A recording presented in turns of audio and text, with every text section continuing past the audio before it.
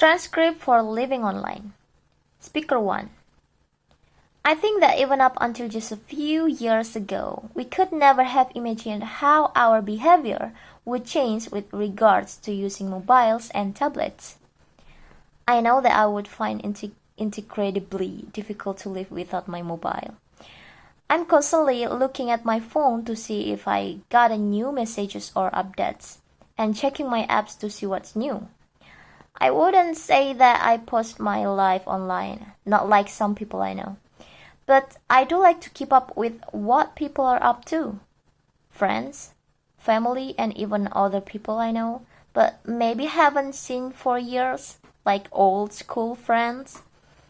And check out photos of what they look like now. Speaker 2. In a way, I think it's quite funny that we're always worrying about teenagers and young people becoming obsessed with online communication. But if you ask me, we need to worry just as much about adults.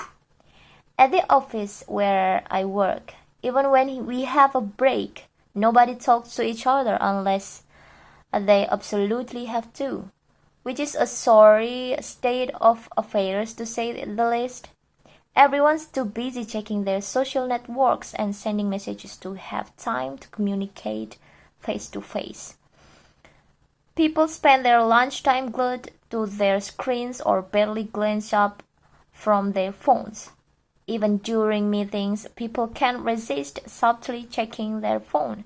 And what really irritates me is when you're trying to talk to someone and they're really more interested in looking at their phone than paying attention to what you're saying, even though you're right in front of them.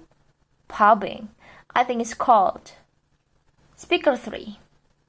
I was listening to this discussion on the radio the other day talking about online communication, and they were talking about FOMO, or what was it?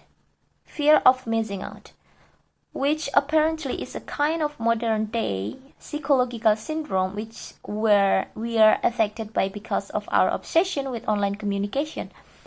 Basically, they were saying that the reason why people feel that they have to be connected 24/7 and communicating everything they're doing and keep up with everything that other people we know are doing is down to this fear of missing out. We're worried that everyone is having more fun than us or doing something more exciting than us. They also said that because we are spending more time communicating in the online world, we're losing the ability to enjoy the present. Speaker 4. My generation is so different to many parents. I mean, they're always telling me that they grew up in a world without mobiles and social networking and they manage fine. Hard to imagine how they arranged to meet their friends without a phone. But they say they did. I had so many arguments with them while I was growing up until they let me have my first smartphone, but they didn't let me have a Snapchat or Instagram or anything like that. It's not the end of the world, they'd say. They just didn't understand that that's the way people my age communicate with each other. Nobody actually talks on the phone anymore. They have no idea how much I missed out on at school being the only one who didn't have Snapchat. Also, at school we had lots of talks and stuff on how to stay safe online, and most of us knew that anything you post online was going to be there forever. Speaker 5. For me, one of the best things about online communication is that you can stay in touch with everyone at the same time, all the time.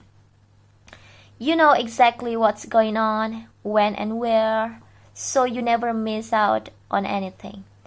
I love the fact that you can update all your friends on what's going on in your life and they can respond immediately with a like or a comment.